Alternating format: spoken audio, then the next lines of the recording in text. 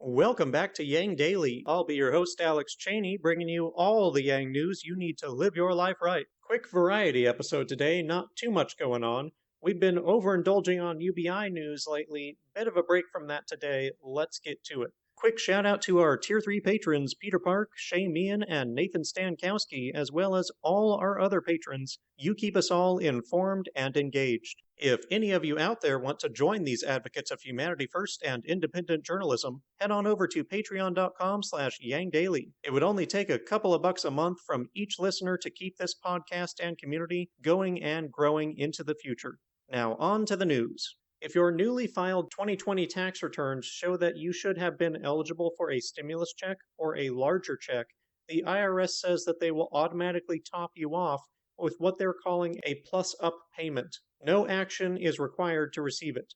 30 million Social Security recipients are also now getting their checks following a delay that appears to be due to a Trump appointee at the Social Security Administration holding up paperwork to the IRS. Treasury Secretary Janet Yellen announced some bold goals on Monday. She called for speeding up the distribution of coronavirus vaccines in poor nations, which makes sense. While some may think that it's not our problem, they would be wrong. The virus does not end until it's gone everywhere, and the more people that get infected, the more variants we'll see, which can get around our vaccines. This is not a one-nation problem, it's a global problem. The Biden administration has thus far declined to intervene in relaxing patent rights on the vaccines, however, to allow them to be manufactured everywhere. Yellen also called for emergency financial aid to other countries via the International Monetary Fund, as well as the introduction of a new currency to facilitate it. But the most controversial is no doubt Yellen's push for an agreement through the Organization for Economic Cooperation and Development for the establishment of a global minimum tax on corporations.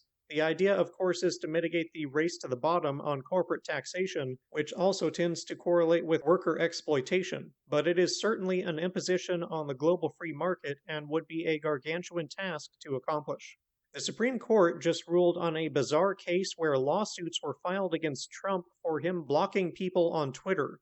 The argument was that his Twitter account was being used as a government platform, so being blocked from it was a violation of free speech. I don't think that really makes sense, but I might not be well enough informed to properly represent the argument.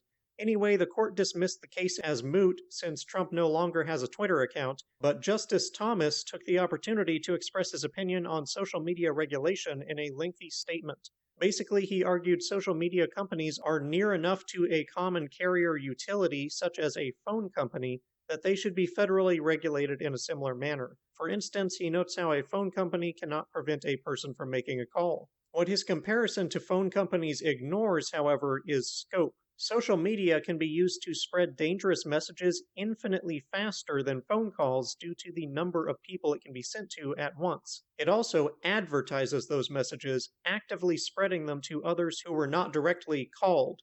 This makes social media a much greater potential threat than phone calls. I'm not against regulation, but my regulations would likely differ greatly from Thomas's preferences. I would be fine with the FCC being expanded to oversee enforcement of social media companies' codes of conduct, including providing arbitration when people think that they have been falsely banned, as well as establishing some guardrails on what those codes can be.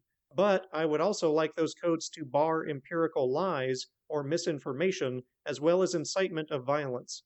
While everyone should have access to social media for appropriate use, it should not be a platform for deadly misinformation, such as lies about vaccines and masks, nor deadly hate speech. For sure, there is a danger in overstepping with such regulations. They would have to be applied cautiously and be tied diligently to empirical evidence. But I don't think the base concept should be controversial in a civilized society. Empirical facts and human life should be protected. Otherwise, we're back to the Dark Ages. Opinions are fine, facts and violence should be regulated. That's my position. Yang introduced a new plan to revive Broadway and live performance in New York City, but I don't see it on his website yet.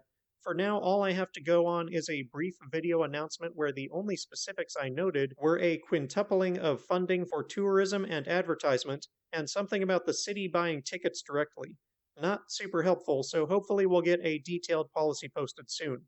And finally, MC Jin put out a new rap video for the Yang campaign that was featured as a celebration of all the volunteers donating their time to get New York City back on its feet. The video includes an appearance by Yang, and it's pretty amusing. Happened a while back, and I forgot to include it, but check it out in the links. And that'll do it for today's Yang Daily. Check out MC's rap video. Flood Congress with calls, tweets, faxes, and letters using the Resist bot or Income Movement easy contacts below. If you need help, consult Humanity Forward, the Income Movement Aid Database, the Mission Asset Fund, or United Way, and don't forget to Yang Daily.